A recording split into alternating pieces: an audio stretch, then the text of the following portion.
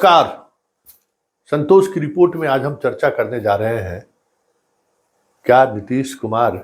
की विदाई का वक्त आ गया है, या यूं कहें कि नीतीश कुमार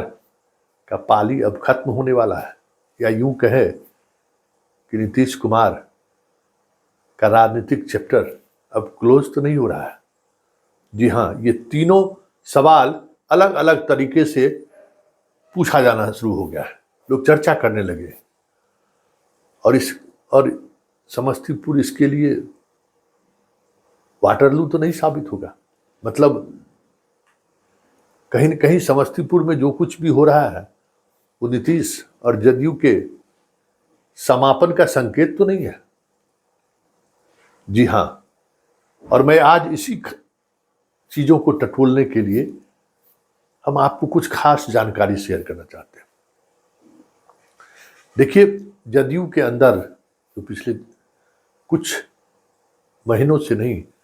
कुछ वर्षों से जो चल रहा है, आरसीपी का हटना, उपेंद्र कुशवाहा का आना, उपेंद्र कुशवाहा का हटना, ललन सिंह का राष्ट्रीय अध्यक्ष बनना, फिर उससे हटना, ललन सिंह को नजरअंदाज करना, ललन सिंह के वैचारिकता को लेकर सवाल खड़े करना, आखिरकार उनकी भी विदाई हुई। खुद नीतीश अध्यक्ष बने, संजय झा, अशोक चौधरी और विजय चौधरी अचानक सक्रिय हुए, लेकिन अब वो सक्रियता भी धीरे धीरे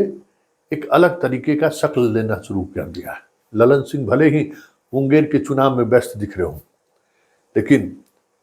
जो सियासी गणित है वो गणित कहीं न कहीं समस्तीपुर में ऐसा सेट हुआ है जो नीतीश के लिए आने वाले समय में मुश्किलें खड़ी कर सकती है। क्योंकि अब जदयू के अंदर ये बातें होनी शुरू हो गई है कि अशोक चौधरी ने लक्ष्मण रेखा पार कर दिया है और अब महेश्वर हजारी अगर अपने बेटा के साथ मैदान में उतरते हैं तो पार्टी निर्णय ले और उनको मंत्रिमंडल से बर्खास्त करें बहुत मुश्किल है। क्योंकि जदयू के अंदर ही बहुत तरह के सवाल खड़े होने शुरू हो गए। भले जदयू ये कह रहा है कि हम एनडीए का हिस्सा हैं, लेकिन जदयू ये भी कह रहा है कि 2020 में चिराग भी एनडीए के हिस्सा रहते हुए हमारे पीठ में खंजर भोंका था। तो मैं तो खंजर नहीं भोंकने जा रहा हूँ, मैं चिराग के उम्मीदवार के साथ हूँ, लेकिन चिराग के उम्मीदवार के खिलाफ अगर हमारी पार्टी के कोई उम्मीदवार खड़े हो जाते हैं तो फिर हम उस स्तर पर अनुशासनात्मक कार्रवाई का करें, ये कोई जरूरी नहीं है। लेकिन चिराग दबाव बनाने की कोशिश शुरू कर दिया है। जैसे ही महेश्वर हजारी का नाम सामने है, वैसे पर्दे के पीछे की राजनीति ये भी है कि 91 से वो इलाका रामविलास पासवान का विरासत को संभालते हुए आया है। तो 91 में पहली बार रामविलास पासवान वहां से सांसद हुए थे और तब से उनके परिवार के लोग ही वहां से सांसद होते आ रहे हैं। और ऐसे में चिराग पासवान, क्योंकि हाजीपुर और समस्तीपुर, जमुई उनके लिए फेवरेबल नहीं है, लेकिन हाजीपुर और समस्तीपुर काफी फेवरेबल है। घर है खगड़िया, ननिहाल, कुशेश्वर स्थान, समस्तीपुर के हर एक व्यक्ति से व्यक्तिगत रिश्ता है उस परिवार का। गढ़पुरा में वो पढ़ाई किए हैं, तो वो जो त्रिकोण है ना, वो त्रिकोण कहीं न कहीं एक आधार रामविलास पासवान को देता है, जो वो छोड़ना नहीं चाहते हैं। भले आज खबर आई कि संघ के दबाव की वजह से संभवी को टिकट तेजस्वी को देना, चिराग को देना पड़ा है, लेकिन जो कुछ वहाँ बिसात बिछ रही है वो बिसात यही कह रहा है कि नीतीश की विदाई का वक्त अब आ गया है। क्योंकि पार्टी उनके नियंत्रण से बाहर हो रहा है, ये साफ दिख रहा है। समस्तीपुर में आधे से अधिक जदयू के कार्यकर्ता ने या तो चुप्पी साध ली है या फिर इशारों में कहना शुरू कर दिया है कि भाई हमारे तो दोनों हाथ में लड्डू है,